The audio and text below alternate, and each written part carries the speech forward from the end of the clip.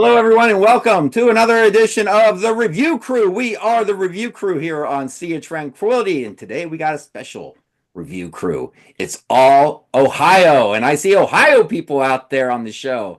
Three other people from Ohio. I always say I'm from Pittsburgh. I live in Ohio. I'm keeping my Pittsburgh roots on me with WDVE radio station from Pittsburgh.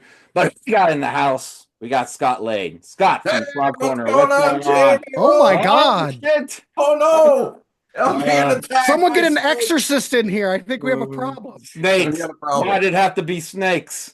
Alex Dudek, what are you doing down there? How you doing from Beer and Vinyl? That's your station or your YouTube channel, right? That's it. You got it. It's great to be here. Long-time listener, first-time caller. So Yeah. a pleasure to be here with all of you and coming great in to from have you Columbus, for the Ohio. So First time on Sea of Tranquility. I've seen Alex a few times. I run into him at the record store at Used Kids. I saw Yep. him at a Queensryche show, and I Yep. saw him at a ZZ Top show. That's right. And we were both by ourselves, so we just kind of Always. hung out with each other. Unlike Scott, Alex gets out of the house. Yeah. I don't go anywhere, man. I'm stuck in the middle of nowhere. See, you guys live in like big-ish towns, right? I live in the tiniest little of towns. Nobody can even pronounce the name. That's Bell Fountain, by the way. Where is Yeah, it? but Like right here on the map? It's right. Yeah, it's right about there. Right about here. It's kind of by Marysville, a Grant- little bit north. Past Marysville. Grant Arthur from Grant's Rock Warehouse. You're from Delaware, which is about Beautiful Delaware, yes. right here. And you got Yes, Alex, sir. Well, I'm 20 Columbus. minutes north of Columbus. And this is where Alex and I are. I'm kind of right here in Grove City, Yeah. and he's Grove Tucky. Grove Tuck. Oh, for sure. And I'm in the heart of it. Uh, So, oh man, the people who live around me, it's an Ohio thing. right? That's what we used to Rods, call it the at hot work. rods shake my walls sometimes, but I just shake their walls with a little Iron Maiden and death metal sometimes, so it goes back and forth. That a boy. That a Hey, boy. Jamie, I did not know that you were a Pittsburgh guy. I was born in Pittsburgh. My dad got his PhD at Carnegie Tech, Carnegie All right. Mellon. So yeah, I was born in the great state of Pennsylvania. I'm a Pittsburgh guy too. Just because of that, you're going first. Oh, that's outstanding. And Jamie, when we're talking about Ohio, there's so many different directions you can go. There's so many great artists that hail from Ohio. But I had to go with what I wanted to do in my heart. Obviously, it's going to be talking about Guided by Voices and Boys and Girls. This band has just put out a brand new album, studio album number 41. What? 41. 41. Yeah, hold on. 41. But most people know them from their 90s heyday when they put out 6 perfect albums in a row, 1994's B1000, 1995's Alien Lanes, 1996's Under the Bushes, Under the Stars, 1997's Prague masterpiece, Mag Earwig, the Rick Ocasek produced Do the Collapse, their major label debut. Then they followed that up with Isolation Drills, which is just another masterpiece. 6 masterpieces in a row. Well, this band here, this newly reconstituted version of the band, has been together since 2016, and they've put out 18 albums. This is the 18th album. I'm looking right now, like 3 in 2012 and 3 in 2020. Yeah, this is album number 41 here, boys and girls.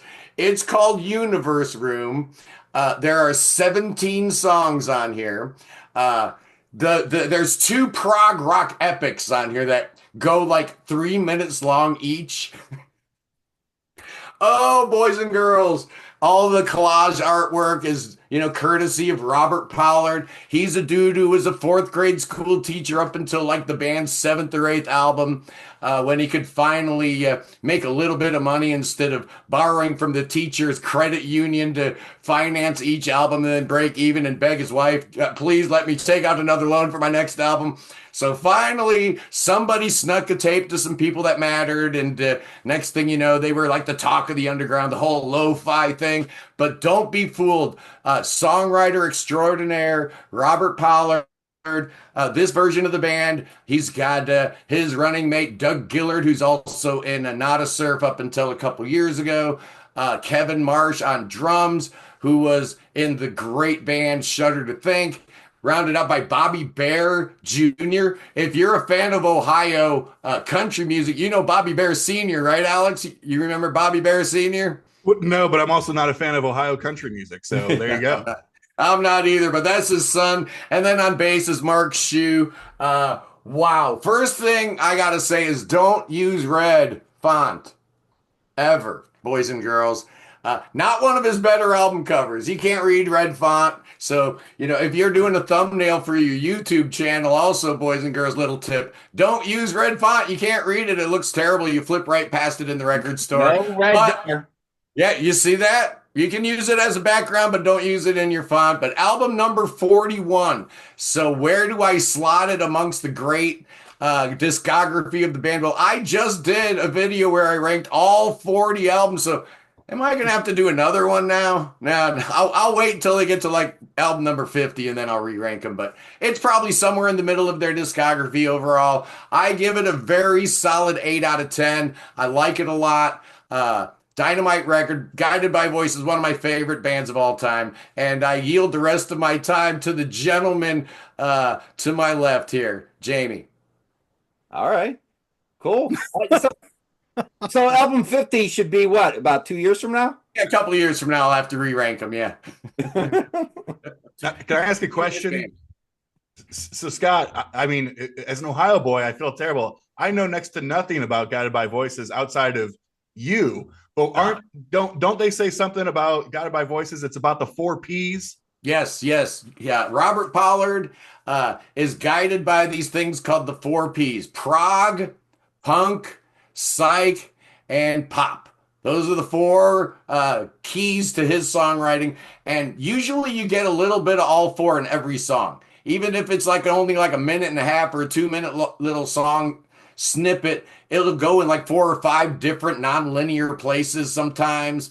Just bizarre, just weird, a genius of the highest caliber. He's released under different guises and different names, over 120 albums. It's just amazing. All of this going on in little old Dayton, Ohio. Uncle Bob, Guided by Voices. My favorite American band, Sorry Sticks, Sorry Kansas, Sorry Dream Theater. Wow. I've always heard the name, and I didn't even know they were a prog band. I thought they were more like an indie rock. The record I have sounds more alternative than anything. I think a lot of times you will hear a little bit of Cheap Trick, a little bit of The Who, a little bit of Wire, and just a little bit of that early Genesis, Peter Gabriel era, like nursery rhyme kind of stuff. That's all in the middle of the same minute and a half little song that was recorded on a 4-track Tascam in the middle of the night, drunk off their butts. Now, do they have an arc in their sound from album 1 to album 41, or are they pretty much? There's been some lineup changes. Early on, it was all drunken stuff in the basement, where you would just be like, man, I wonder what this stuff would sound like in a real studio. And then lo and behold, they're in, Electric Ladyland with Rick Ocasek, and my dreams were fulfilled. All the orchestrations that I imagined in my mind that were never there in the lo-fi setting now realized, and I just love it. And then they kind of have reverted back over time to a more lo-fi aesthetic, pleasing the hardcore fans that cried wolf and were so sad. Oh no, Rick Ocasek in a real studio. Oh no, this is terrible. This goes against everything that we stand for in the lo-fi aesthetic. They were wrong. They were dead wrong. Every era of Guided by Voices is amazing because it's always driven by the amazing songwriting of Robert Pollard. So I suggest you start, with the real hi-fi stuff. And if you like that, then you can kind of slide down into the murkier depths of the, the drunken boombox, just hitting record in the middle of the night, bobbing a, badly tuned acoustic guitar. That can take a little bit of time to get used to, but totally worth it. Everything that he's ever done is absolutely the mind of a genius. And it's right here in Ohio, man, right in Dayton. All right. Ladies and gentlemen, just wind him up and just let Scott Lade go. That's it. He's ready. Give him I a thought I 12 already Mountain Dew. I yielded my Scott. time already. Oh no. Well, that's all right. Hold on. The album that I have, Scott, is Propeller from '93. Now, we were on one of these shows a year ago. I don't tell me what show. I have no idea. But someone recommended Guided by Voices, and they said, get Propeller. Yeah. Well, you might as well just go into it now, Grant. Well, I don't know. I've got it. Oh, you want me to go? Is that the one? Is that the one of the albums you're going to talk about? No. Oh, but then- is that a decent one? Because someone recommended to it. I've I love listened it. to it. It sounds very alternative to me. To me, that's probably in their top 10. Oh, that's an album by Guided by Voices. I thought Yeah. it was like One a of the 50, thing. almost. Yeah. Okay. All right. All right. 90, Then we'll go to Alex. 93, so it was in that whole grungy alternative era, but I find it very alternative sounding. So, Definitely. it sounds like to me that they kind of morph, and that's the only They one do. I've got. Yeah. So. Yeah. All So right. you want me to go? No, we'll go into Alex. We'll go All in right. so I don't get confused. I get easily Don't confused. get confused, Jamie. Don't get Okay. confused. We'll go to me. Well, again, thanks for having me here. Big fan of everything that all of you all do, and obviously everything on Sea of Tranquility as well, and have been for years. For my channel and my passions, I mean, I'm a huge prog guy. I've been on Scott's channel a number of times. That's definitely probably like my first I love prog, love progressive rock, and all the offshoots. But mostly behind that for me, in terms of a genre that really resonates with me, is power pop. And so, that is a deep well to dive into. And so for my first pick, I want to go with my favorite Ohio band as well, and my favorite album from Ohio. That is not a new album. In fact, it's an album that is over 50 years old at this point, but it's from a band from Youngstown, Ohio, called Blue Ash. And the record is No More, No Less, their debut from 1973. So an interesting story, both from an album and from a band standpoint. Much like other power pop bands of this era, it was difficult to kind of classify them based on where they were with their label, which was Mercury Records at the time. Now, when I say power pop in terms of this record, I'm putting this up there with Badfinger, Big Star. It's proto Cheap Trick, but you can definitely tell Cheap Trick was taking a lot from here.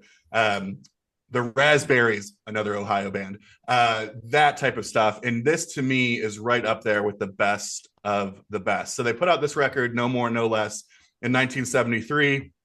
It is a regional hit. So when I say regional, they're in Youngstown. It's big in Pennsylvania. They're doing the touring in New York, Pennsylvania, West Virginia, Ohio, Indiana, etc. But never really takes off. Again, with Mercury Records at the time, there was a number of bands on the label that they just kind of struggled to, what do you do with them? And so I had the honor of actually interviewing Frank Sesich on my channel about a year ago, who was one of the main songwriters and one of the lone living members still here today. And he was talking like the contractual agreement was that they had to sell 20,000 copies to get basically re-up for a second album, and they weren't able to get the 20,000 copies. So this record was never officially reissued as vinyl until probably the last several years. It was not on CD until about 2008. So for people in Ohio, this is kind of a highly sought after piece. I mean, this is not like a $500 record by any means. But because it was never reissued, because so few were sold, and for fans of Ohio music, it has sort of become very sought after. Along with that, for fans, again, of just that genre, again, the Badfingers, the Big Stars, the Cheap Tricks, the Raspberries, those types of bands. Again, this is right up there for me. So if you love that jangle pop, big harmonies, hooks all day, all that type of stuff, then sorry here.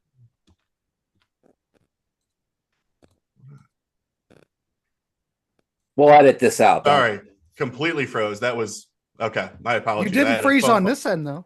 Sorry, I had a phone call come in and then everything X'd out of my computer.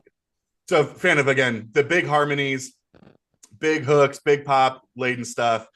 This, again, is right up there with the best of the best. Now, it's funny here, again, they're from Youngstown. Blue Ash is a city outside of Cincinnati. And so a lot of people think that Blue Ash is from Blue Ash. They're not. The story is they were on their way to Nashville for doing some demo work leading up to this album, and they didn't have a name. And they were so tired of arguing back and forth in their car. They were driving from Youngstown through Columbus, going through Cincinnati on I-71. And the story was, okay, whatever the next exit is, whatever it says, that's going to be the name of the band. And the exit was for Blue Ash, Ohio. So they took a Blue Ash that way. Kind of a sad story that is not unlike stories like Badfinger or stories like Big Star. They put out this record. They did not get renewed for that second album through Mercury Records. Several years later, they got a recording contract with Playboy Records. They put out a second album in 1977 called Front Page News. The album did really well. It was selling in all the markets that this album never sold in. It was doing really well. They were on the up and up. And then a few months after the album was released, Playboy Records was completely shut down, as was Blue Ash, and they called it quits in 1979. So kind of, again, one of those stories of a lost, forgotten band. But if you talk to a lot of old school rock and roll fans from Northeast Ohio or sort of in the region, and they talk about Blue Ash, they were so heavy on the touring circuit in the early 70s that a lot of people know of them. And again, Frank Sesich has sort of taken the lead, as he's one of the only members still left. Now, another Ohio connection from him, at least, after Blue Ash ended, he teamed up with another Ohio boy and Youngstown boy, Stiv Bators, who would later be founder of the Dead Boys. I mean, probably the most classic Ohio punk band. They were childhood friends. So when Stiv put out his first solo release in 1980 called Disconnected, a lot of those songs were written and co-written and co-arranged by Frank from Blue Ash. So it's funny, the first Stiv Bators solo record is not a punk record. It really falls more in line with kind of some punk with power pop, a lot of big hooks, a lot of melodies, all that type of stuff. So I did not know that. That's good trivia right there, because I love the Dead Boys. Yeah. And I had no idea that was the case. That there's a Blue Ash connection. Yeah. And if you love the Dead Boy, I mean, if you love that type of stuff, a perfect mix is that Stiv Bators solo record from 1980 on Bomp Records. It's outstanding and sort of marries the two. So yeah, that's my first pick right here. And yeah, Blue Ash, what an album. And then for any of the people who are like record nerds out there, for my favorite records as a collector, I always try to get promos. So if there are those people out there, it is the old white label promo. So, yeah, great stuff. Blue Ash, No More, No Less from 1973, a power pop classic for me, and one of the best albums of the 70s. All right, that was a history lesson. Yeah, Tell you what, we're gonna learn you something. Right. So if you want to save money, there's a collector's choice CD that reissued that, and it's not very expensive. And there's plenty of vinyl of that all over the place. So, well, probably more in Youngstown area, but it's available. It's a good record. But the Playboy album's not all that great. It's not the same type of animal, you know. It is very different. Very clearly there were 4 years that was separating the two. It's a very different record. Yeah. Yeah. All right, Grant. All right, cool. All right, we're going to go with a band from Cincinnati that formed in the late 70s. I think this is probably the Cincinnati band of all Cincinnati bands. They only put out one record in 1983, produced by Adrian Belew. We'll have more about Adrian Belew later. We're going to go with the Raisins and their first album, 1983. Rob Fetters, guitar vocals, and we'll be talking about Rob some more. Bob Niswonger on bass. Ricky Nye on keyboards, and Rick Bampal on drums. They had another drummer in the band before that, Chris Arducer, which we're going to talk about later. But man, one of the most popular Cincinnati bands. They used to play all the local venues. I never got to see them, but Alexander's, Shipley's, it was a different time, ladies and gentlemen. So anyway, they put out the one album, 1983, produced by Adrian Belew. Now, as we know that, well, I'm just going to leave it right there. We'll talk about some other bands, but if you like power pop, if you like pop, rock, it's a little bit more eclectic. Song Fear is Never Boring, if you've ever heard that. This is the album that it came on. The Bears did a remake of it, but even if you like the Bears, The Psychodots. We'll talk about them, but the Raisins, 1983, great record. Top notch. Yeah, amazing. Psycho Dots, Bears, Raisins, Baloo, talking my language right there. All Well, right. we're going to get into it depending. I'm trying to keep it moving. All right, So let's if we keep have it time moving for then. three, I can do three. Why is my CD player open? So I recently did a video where I talked about 90s bands that don't really get talked about much on Sea of Tranquility. I thought that would be a nice change of pace. And I'm going to kind of keep it there with my first pick, even though this album came out in 1989. And I'm getting the best of both worlds on this one. I'm getting Ohio and I'm getting Western PA. So you might be saying, who?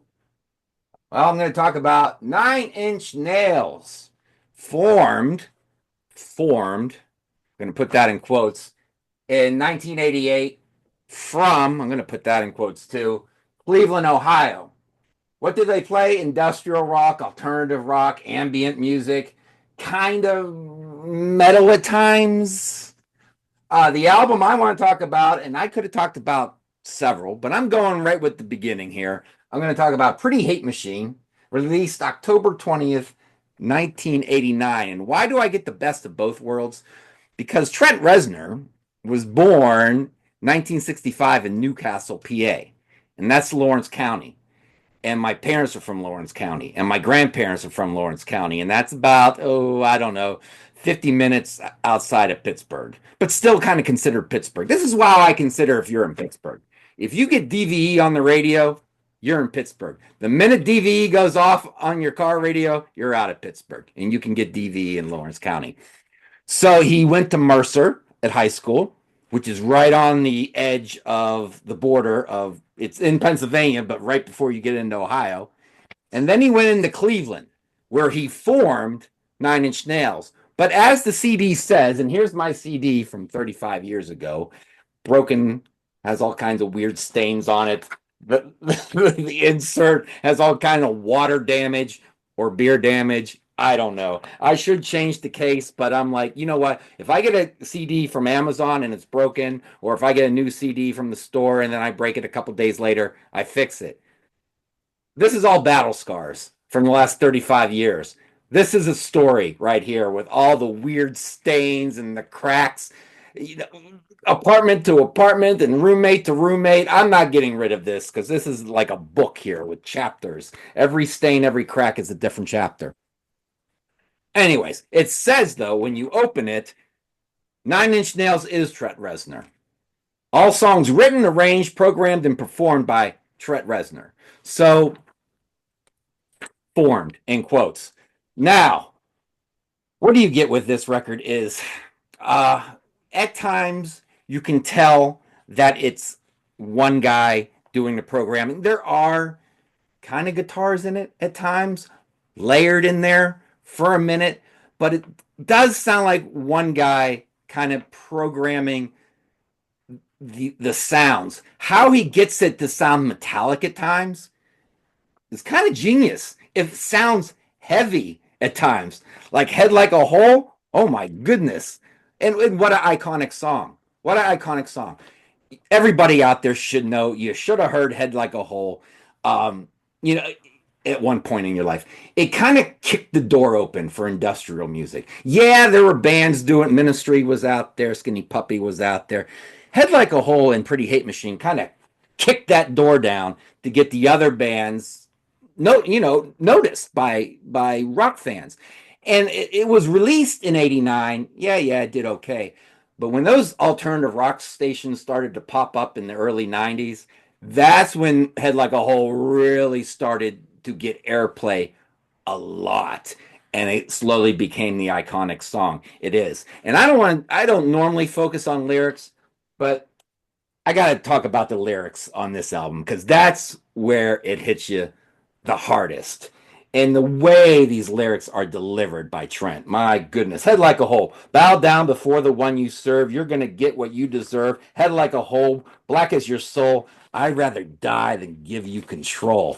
Come on, man. You know, I worked at Perkins Restaurant when I was like 20. I was a little too old to be doing that shit, but I was doing it around 22 years old. And the manager, the restaurant manager, went to school with Trent, high school at Mercer. And the first thing I said was, "Do you know who the girl was who fucked him up? Was it at that school?" Or maybe it happened later. Terrible Lie. Great song. Terrible Lie. Hey, God, why are you doing this to me? Am I not living up to what I'm supposed to be?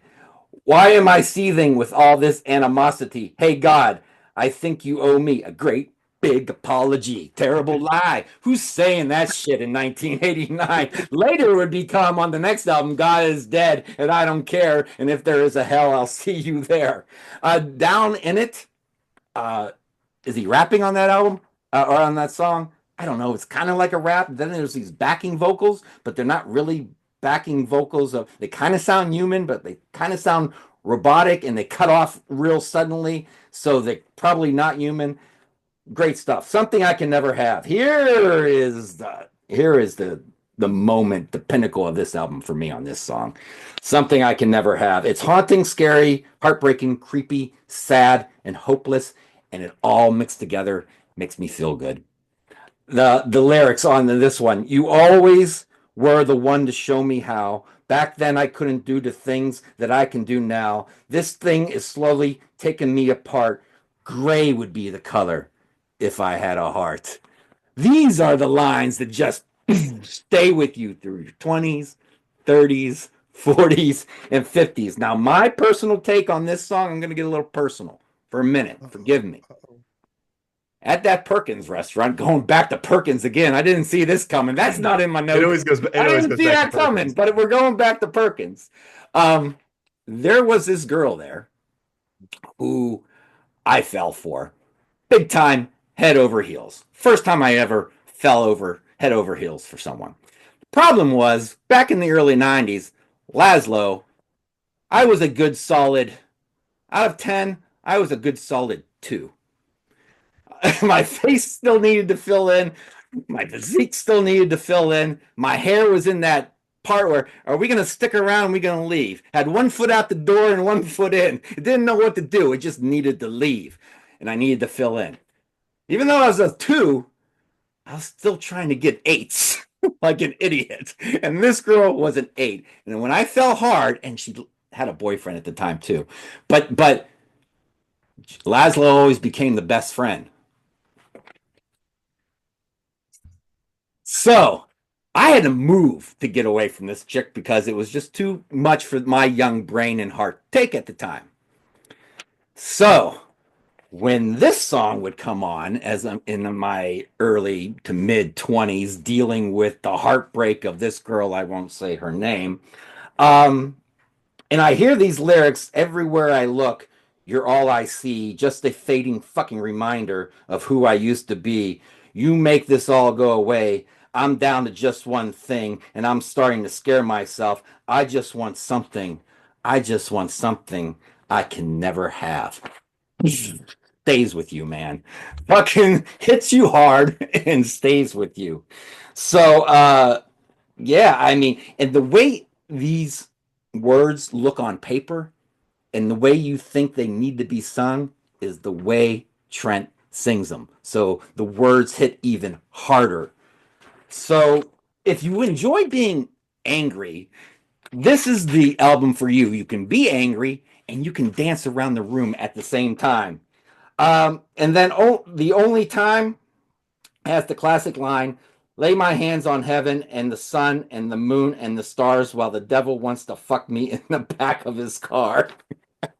Love this shit. Ring finger, well, you've got me working so hard lately, working my hands until they bleed. If I was twice the man I could be, I'd still be half the man of what you need. Things would get bigger sounding on their later albums, and he would get more of a band. But this shit, I tried to write my own Nine Inch Nails song when I was in my early to mid 20s, and all I remember is the opening line that I wrote. And I don't know what words you can't say and can say on YouTube these days, trigger words, but I did use the word whore. I hope that doesn't offend anyone, but I used the word whore. Can you say that? Because I said the opening line was, I've been We'll find out. Well, fine. I've been fucked so many times like a goddamn whore that I can't tell when I'm being fucked anymore. And I was like, that is the Nine Inch Nails lyric right there. Boom. I can't remember the rest of the song that I wrote. So, So yeah. I want to mention real quick, if any of you young ladies were trying to date Jamie back in the day, this is a big red flag. This is a big red flag. They love me, Also, Grant. what They a love great me. Valentine's Day album. Come on. I had every friend I had was a female friend. Nah. Just Lot none of of them would friends. dang me. All right. I love that album. I'm with you, man. To me, a lot of people love his later work. I'll take Pretty Hate Machine. I think it is the absolute finest thing he ever did. Every song's a winner. Yeah. I'd never heard anything like that before. No, nothing. Still, nothing sounds quite like Yeah. Pretty Hate Machine, which I'm going to get into. The production, I'm going to give it a solid A. Yep. A. If you want to give it an A plus, I ain't going to argue with you. I'm going to give it an A. Songwriting, those lyrics, man, A plus, A plus plus plus. Stayed with me. Well, it helped me through life when I was a 2 before I formed into the good solid 6.5 I am now. Musicianship. Hell if I know. I don't. Anyone want to? It says hell if I know. It's not that kind of album! Exclamation point.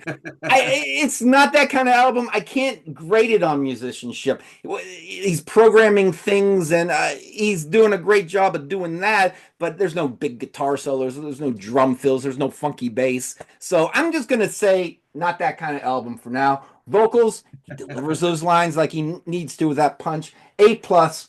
The iconic status of this album. A plus, Pretty Hate Machine. Nothing sounds like it. Love it. Iconic. I love your take on the musicianship on that, Jamie. But I will go to bat for our boy here, and I'm giving him an A plus on musicianship in much the same vein that the best musician that ever was in the band, yes, was John Anderson. Ah. Okay. It's about this. It's about this, man. Oh, all right. How did we get to John Anderson? Yeah, I was waiting. The Reznor got it. Whoa. John Anderson got it. Just that ear to hear beyond everything else and just hear it in its purest, most beautiful, simplest form and transform the world with your brain and with your ear. Trent Reznor did that. Okay. All right. I get you. I'm feeling you. How's Trent Reznor? How do people look at Nine Inch Nails now and Trent Reznor?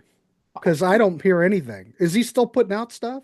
Yeah, he's doing soundtracks. Soundtracks with Atticus Ross. Okay. He can still do an arena tour. I like the album that came out after this that he recorded in Downward Spiral. Yeah. There was that EP that came out in between that was really, really solid. Then Fragile came out. That was really good. He won the Grammy, right, with Lil Nas X for Old Town Road. He got the co-writing. Yeah. He did Broken and Fixed. Those are the two. Oh, yeah. Yep. It's all coming back to me now. Yeah, big fan. Big fan. Good stuff. All right. Back to Scott. Oh, I run a little YouTube channel called The Prog Corner. So, if Guided by Voices is only 25% prog, and they are, I had to go full on prog when talking about my next pick.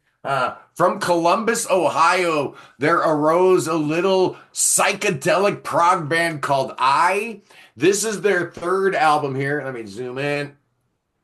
Vision and Ageless Light. Now, this band is driven by their drummer, Brandon Smith, and keyboard player extraordinaire, Lisa Belladonna. Sadly, this band broke up shortly after this album. Which is just a terrible thing. But Lisa Belladonna has gone on to record 40 or 50 albums, kind of like in the Berlin School. So if you like that kind of stuff, really prolific, really, really great. But on this album here, man, they take some of this whole space rock stuff and kind of soup it up a little bit, because when you think about some of the big names like Hawkwind, Nectar, especially early Nectar, Pink Floyd, they didn't have that keyboard wizard, right? No disrespect to Richard Wright or, anybody from Nectar, because we love you, Mo. But Lisa Belladonna's on a whole different level, man. She's playing every single conceivable proggy, keyboard instrument from Mellotrons to ARP 2600s to Moogs to all these sequencers and stuff. The band itself is no joke. Guitar player John Finley, bass player Michael Sleeklin. I'm just really, really excited to have this one on vinyl because this is from Ken Golden's Laser's Edge, and he pressed it on this clear vinyl. I don't know if he's got any copies of this left, but this thing came out in 2017, believe it or not. And that really breaks my heart because apparently they had a couple albums beforehand, which I knew nothing about. I had to get retroactively, which are both really good too. So don't you hate it like when you get into this band, like you just find them, you just discover them, you like them so much you go back to their back catalog and you like that too, and you look, oh, what? They broke up. Oh man. It's like it kind of hurts your heart because you put all that time, energy, a little bit of an investment in them. That's kind of how I felt about and being from Ohio, it was exciting, So if you are a fan of Hawkwind, Eloy maybe a little bit, Pink Floyd, Nectar. You'll even hear little hints of like Sabbath and Uriah Heep and little Deep Purple when Lisa starts going on the Hammond organ and stuff. Just amazing. Really dig it. Vision and Ageless Light from sadly no longer with us, but yeah, that is my prog rock pick for Made in Ohio, the Ohio Connection. You said you had one of their records. I got the CD. I got the CD of that. Oh, that one. And I know it was out of print, but my distributor was able to get one. I don't know. I don't know if it came out on Laser's Edge. I'd have to go pull it. But yeah, it's a 5 out of 5. On the vinyl. It's a 5 out of 5 album. I highly recommend it too. If you can go out and find it and you're into prog, and then exactly what Scott said. Scott, I back you up 100%. Great record. Great. Side 2 is a side-long epic, but actually the song itself is 27 minutes long. So what they did was they had a little piece of it to end side 1, and then all of side 2 is the rest of the side-long epic called As Sure as the Sun. Just dynamite. Listen to these other song titles. Book of the Dead, Kill the Slave Master, Searching, Dweller of the Twilight Void. Come on. Another Valentine's Day record. That's just awesome. And I have Scott, I have Center of the Sun, which came out in 2012. That was their debut, I think. Yeah, it comes, kicks off with a 20-minute sidelong epic to kick off. When you're mentioning, at least from that record, I get early, more Steven Wilson solo Porcupine Tree type stuff with that very spacey psychedelic stuff. Porcupine Tree is a good reference too. Yeah. All right. Cool band, prog band from Ohio. Got to give Lisa Belladonna in particular some love. And I hear that the members of the band are in something else nowadays. Some other, like they're in a death metal band. I thought I wrote it down. Maybe I didn't. Let's see. Oh, I did. Abyssal Rift. Apparently a death metal band. So I am giving this album a 9 out of 10.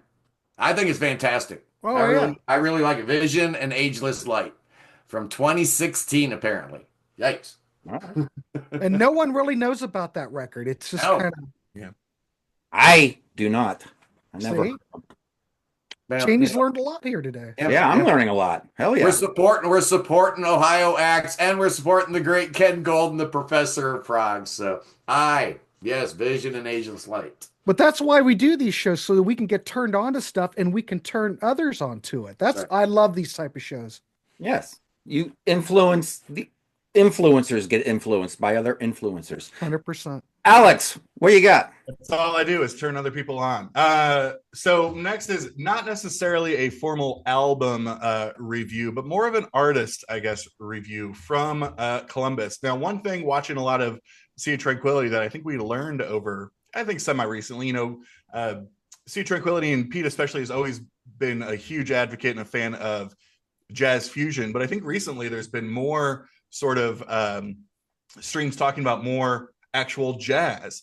And for me, one of Columbus, Ohio's own jazz artists, I mean, you could argue maybe Ohio's biggest jazz artist, was Rahsaan Roland Kirk. So Roland Kirk, or Rahsaan Roland Kirk, changed his name in 1969 or so due to a vision or a voice that he had in a dream, but was born in 1935, passed away in 1977 from a stroke, but is Columbus's own and a true innovator, creative force, all of the things. I think a lot of old school jazz purists struggle with him a little bit for a number of reasons that I will dive into. So maybe most importantly to know about him was that when he was young and a newborn, the hospital, I think as eye drops, they used to use silver nitrate or something like that. And so the nurse at the time put too much in his eyes and he went blind. So he was a fully blind jazz musician, and actually went to the Ohio State School for the Blind, which was the first blind school in the country. But his whole thing, and I'll show this record called Reeds and Deeds, was what you're seeing there is a live shot and how he actually used to play. So he was a saxophonist, he was a clarinet player, he was a flautist. He played any reed instrument that he could, and he would play them at the same time. He would harmonize with them. He would do all the things. He would wear all of these around his neck, and again, play them separately together and do all the things. He also mixed in a lot of, I would say, social banter, a little bit of comedy, a lot of different things going on in society at the time. The fun fact that I would say for at least this channel is for those who know the first Jethro Tull album, the kind of outlier this was, Ian Anderson, Rahsaan Roland Kirk was Ian Anderson's biggest flautist influence. And so Serenade to a Cuckoo is a Roland Kirk composition. And so that's played on This Was.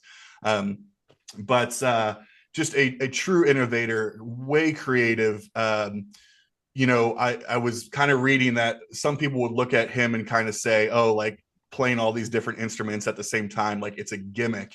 And he hated that and took offense to that. And he's like, no, this is how I play. This is how I speak to people. This is how I impact people, all that type of stuff. What I appreciate as a collector and as a music fan, especially those who are into vinyl or other stuff, it's great jazz stuff. Put it into hard bop. There's a lot of, I would say, if you're fans of more out there stuff like Eric Dolphy, or Yusef Lateef is another one of those artists where it's out there at times, but not completely free jazz, not completely spiritual jazz. What I appreciate though is that most of his records were on Mercury, were on Atlantic. He does have a prestige period where those records do go for a little bit more money, but they're not $500 records. They're not $1,000 records. You can buy the bulk of his albums for, $15 to $30. And it's just really great stuff. And so, yeah, a true, I would say, pioneer, a very creative force, and someone that I'm proud to call Columbus's own. So, I have a number of them. There's no real, I would maybe start with the Prestige era stuff, but all the stuff on Mercury and most of the stuff on Atlantic is really great as well. So, Rahsaan Roland Kirk is my pick, and Columbus's own. All right. Also influenced David Jackson from Vandergraaf Generator. That's right. Into that whole idea of, playing a soprano and an alto sax at the same time. Hey, let's throw a clarinet in there too. Let's see how many instruments we can play at the same time. It's absolutely insane. It's no gimmick. That's what they said to, Eddie Van Halen and Stanley Jordan. Oh, yeah, that kind of guitar playing, that's a gimmick. Yeah, absolutely. Is there video on YouTube of him doing all that? Yeah. There's plenty of that. There's a good documentary on Tubi, which is free. I mean, you talk about Tubi all the time on the Monsters Den. And it's mostly live footage of him doing all this stuff. And the funny thing is, another just random bit, because he was, again, mixing in some social commentary, some different things going on. Jay Leno started his career opening up for Rahsaan Roland Kirk as a comedian. So, I mean, just a lot of out there type of stuff. But yeah, a ton of video out there of him blowing on whistles, playing bass clarinet, switching back and forth. I mean, he would go from a flute solo to a clarinet solo to a sax solo to a triangle and a gong. I mean, he was out there, man. That reminds me of, was it Stanley Jordan? Going back to the Tonight Show, you mentioned Jay Leno. I think it was when Johnny Carson was on it. I think it was Stanley Jordan. He did he had two guitars and stands, and he did Stairway to Heaven on both necks. Was it him who did that? Like the guitar lead and the vocals would be on one and the guitar lead would be on the other. What is that guy's name? I can't remember. That's not Stanley Jordan, I don't know. Okay, it was one of those type of guys. I don't know. I can't remember. Well, Steve Vai does something like that. Well, Grant, you go ahead and I'll Google and see if I can find who that was. Who that was. I do. All right, so mine's kind of, we've got a theme going here. So the Raisins broke up, but what we've got now is that they formed the band The Bears, which here's the first album. The Bears probably put out, 4 or 5 albums. I think there's 5 total. 5 of them. This is the debut album. So what we have now, we've got Adrian Belew joined the band. King Crimson is on hiatus. I guess they broke up. You know how King Crimson is. And most people are really familiar with Adrian Belew and what he did with Talking Heads or what he did with King Crimson. But now he's basically playing in a pop band.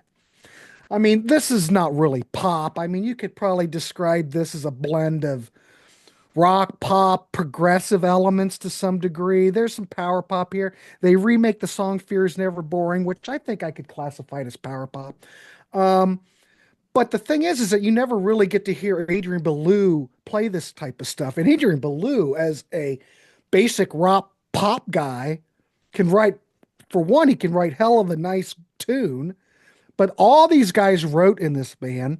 And Rob Fetters, which I'm going to bring up, can keep up with Adrian Belew guitar-wise. So if you've ever, I saw the Psychodots play back in the early 90s, and you can go and see videos. There's videos of the Bears online, but man, Adrian Belew and Rob Fetters playing, bouncing off each other, playing guitar lines. They're very similar. You know, of course, you've got Adrian Belew playing all those weird animal sounds, but it's just cool to see Adrian Belew play in more of just a standard rock, pop type of context. So great tracks. They blended. It's not that far off from the Raisins, but it's a little bit, I'd say it's more quirky because you do have, it's quirkier. Yeah. Right. I mean, are there any real hits on here? I wouldn't say, but I think the production. Honeybee could have been a hit. Honeybee could have been a hit. Yeah. But not really. Come on. We're talking, what year was this? This came out what? This came out in, help me, Scott. I'm not sure. I'll have to pull my vinyl. I can't see it. Early 90s. Because I am on 88, record. 87, 88, somewhere around I think there. 88 sounds right. But I'm on record as saying the Bears and their second album, Rise and Shine, the 2 best albums Adrian Belew's ever appeared on. Yeah. Yeah, Bears came out in 87, Rise and Shine, which is the follow-up record, which I have it, I don't have it with me, which is also a great record. These came out on IRS. I don't know. I don't know if these really got promoted. I don't know really if IRS knew what to do with the Bears. But as far as musicianship, songwriting, production, what a way to represent Ohio. I'm just saying. Great, absolutely great stuff. Adrian and Martin Popoff loves the Bears. So there you go. You get the stamp of approval from Martin Popoff. And yeah, we're all stamping that approval on the Bears. And we do have the Scott Lade approval. That's right. That's the only one that matters around here. Was Adrian Belew on the second 9 Inch Nails album? I'm not sure. That's another Google question. That's a good question. Here, it was Stanley Jordan. This isn't the Tonight Show. Oh, it was. But that's him. But I thought you meant he had guitar necks going out like on this. the Tonight Show, he might have had the 2 guitars in stance. Okay. Memory's very foggy, but that's. I thought it was old Stanley that did that. Yeah. Yeah. Gosh, whatever happened to Stanley Jordan? Yeah, right. People aren't supposed to be that good. I think he was on Andy Edwards' channel not too long ago. Okay. Talking about some. But you remember he was like the thing for a while. Yeah. People were like, a lot of talk about his playing, like, wow, look at this guy. And then kind of, yeah, I haven't heard anything about him. All right. I'm going to talk about an album that came out in 1990. So this would have fit in our 1990 show that we did not too long ago. And this is by a guy who was kind of older at the time in 1990 when he released this. And this might be his only solo album. I think it is his only solo album. We're going to talk about Ernie Isley. And he was born March 7th, 1952 in Cincinnati, Ohio. What does he play? Soul, funk, R&B, and rock.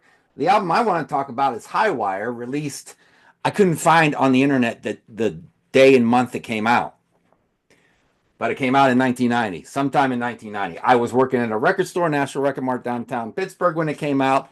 This is the copy. This is the see that cut right there? That's the promo we got in at National Record Mart, and I still have the promo. See, Battle Scar Stories right there. But I love this album. We used to play the shit out of it in National Record Mart. So this is what Rolling Stone Album Guide said. Cautioned.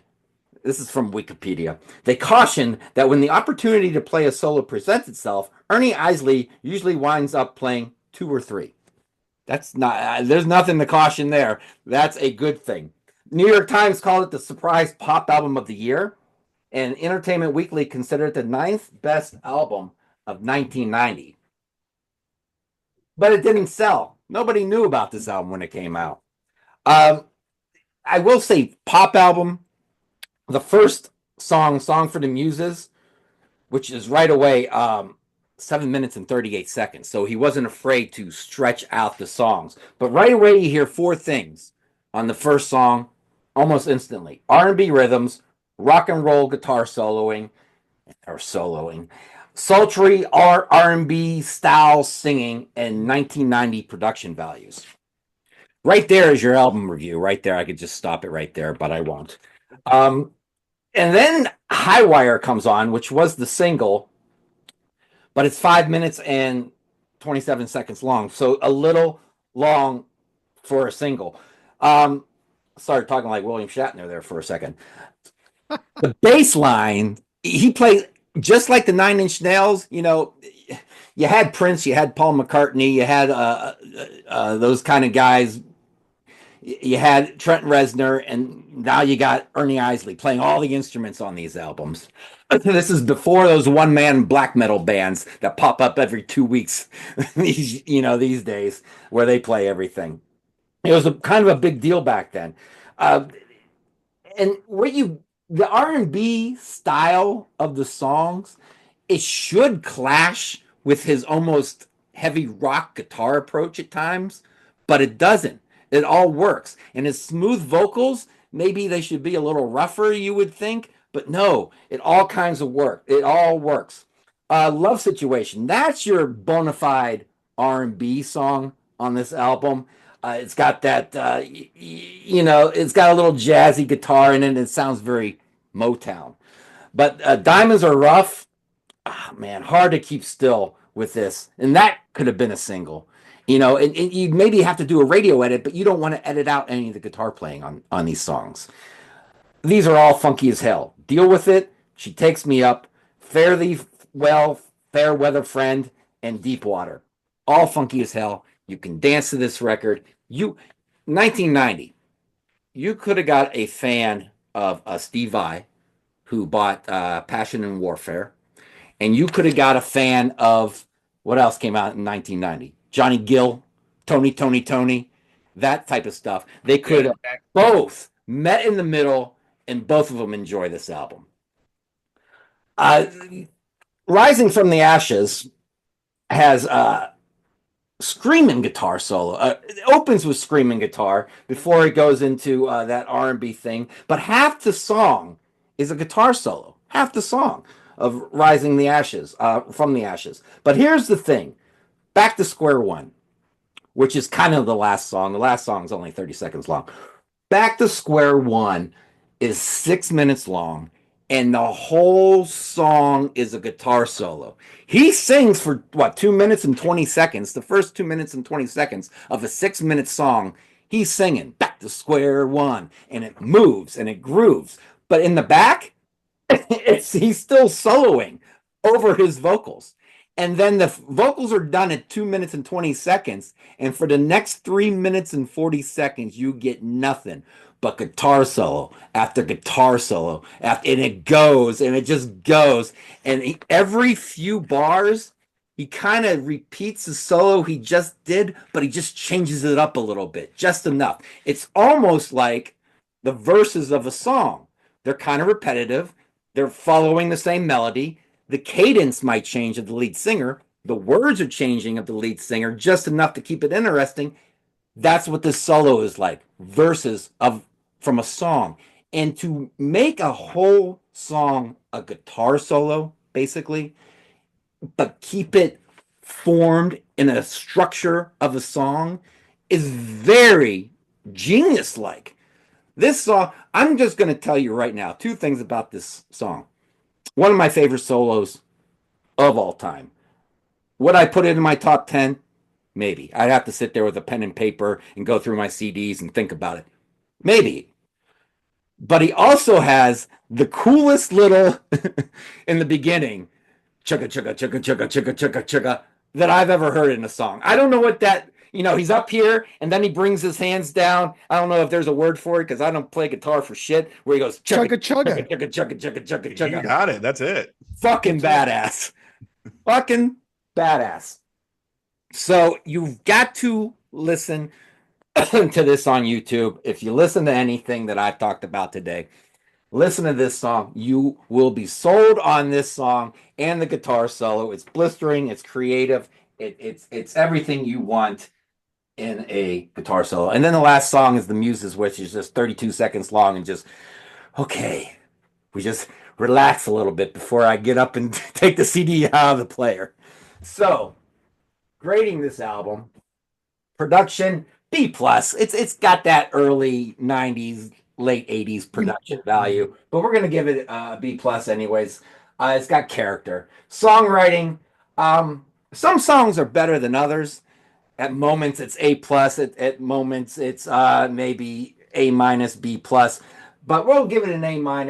If someone said A+, that's fine. Back to Square One is just genius. A+++++. Musicianship, this is that kind of record. A++++++. Vocals, A. He's kind of sounds like he could have, done a duet with Luther Vandross. Is this for fans of guitar-driven music? Yes. A+++. If you like guitar-driven, you know who loves this album?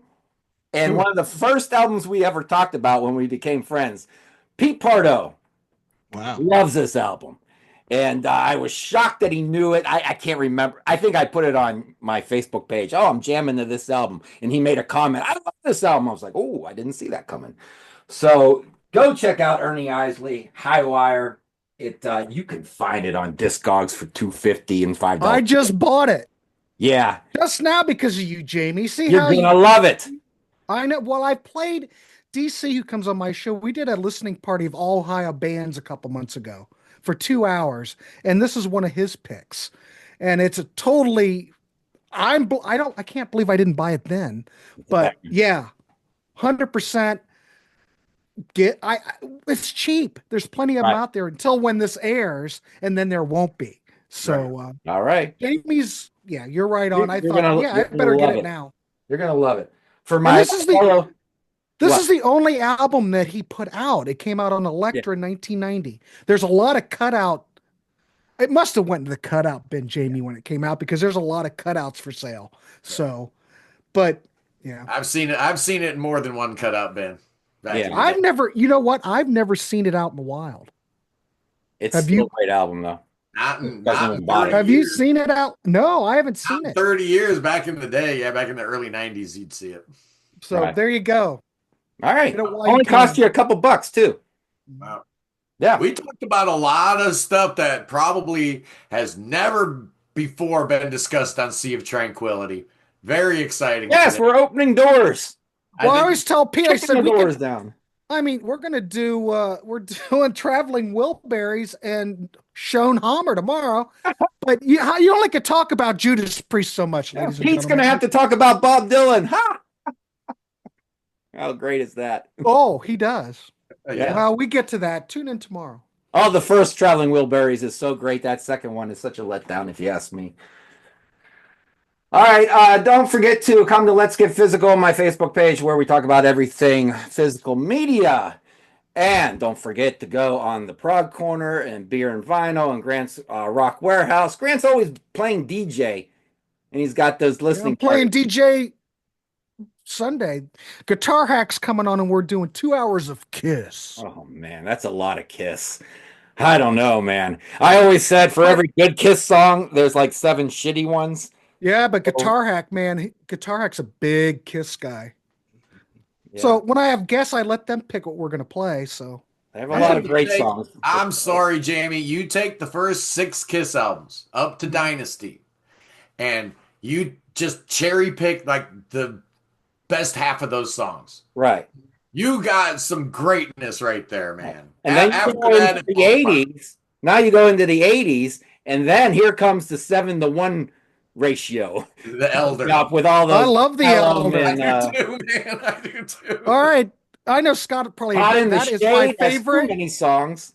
Now I love Peter Criss. I love Ace Frehley, but The Elder, I will have to go on record, is my favorite Kiss album. I love it. Very underrated. The guitar solos from Ace on that record absolutely kill.